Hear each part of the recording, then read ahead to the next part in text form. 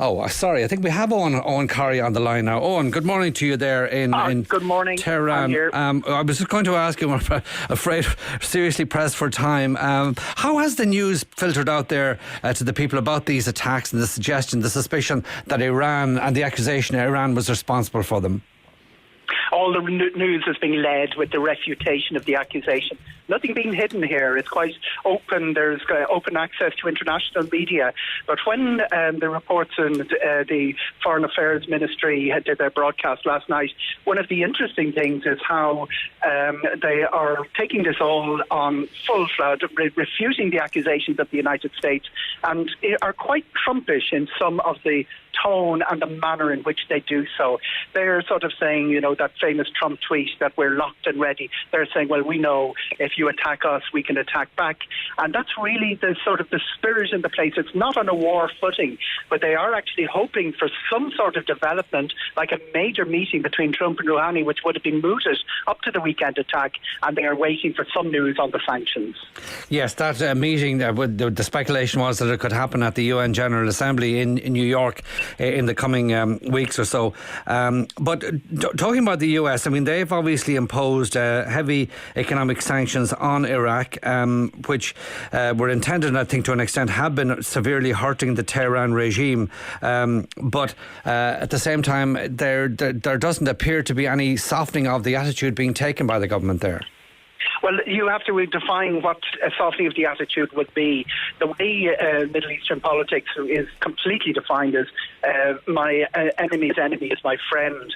And that has led to all sorts of alliances right across the Middle East. The Iranians are saying we signed up for a deal in good faith. Trump pulled out of it unilaterally. We didn't do anything. We're now being punished for something we didn't do. What they're doing, what's very interesting on the ground, and that's I've been travelling to Iran for the last 3 days, is that sanctions tend to have a spotty and an uneven impact. It impacts on things like credit cards, on banking, on things the middle class do, but ordinary life continues. It's almost as if nothing had happened. And very important for Iran is the support of the Chinese. In Iran, by the way, like Ireland, runs on a trade surplus. It's not a bleeding economy in any sense, and they're hoping to sway the Indians who have followed the US line on sanctions in meetings that are going through today, for instance. Yes, and talking about the Chinese level of support and interest and investment in Iran, it runs to several $100 billion, is that right? You've got to remember there's a very strong indigenous. It's not like Iraq, which is a smaller country that needs the foreign direct investment. These guys stand on their 2 feet. While the Chinese alliance is important for them, it's really important because the Middle East operates with bullies going around. It used to be the Soviet Union, United States, and if you don't have it's like the schoolyard when I was there a long time ago. If you don't have the protection of one of the big guys, you're vulnerable to being picked on. The Iranians have this very peculiar relation. It's unique down here with the Americans that during the 70s they were so closely aligned to the Americans under the Shah's time that it led to the overthrow of the government.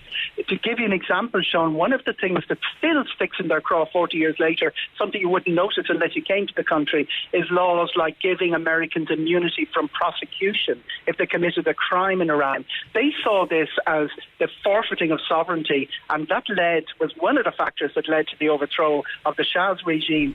40 years later, they've stood on their own feet. They've suffered a pretty terrific war. You can't go anywhere without seeing the memories of the fallen, in instance, that prolonged Iran-Iraq war, and now they're undergoing sanctions. It's like there's so much has been thrown at them that they're immune to what's next. But what they're looking for us, and what everybody else is looking at around the world, is Trump has a competition of his most haters. The axis of evil is what the Bushes would have called it. But Venezuela and North Korea and Iran are lined up. He has to do a deal with one of them. They're hoping Iran will be the deal. Thank you, Sean. Eoghan, thank you very much indeed for those insights. Eoghan Corry there. I hesitate to say it's 3.5 minutes past 11, but it is.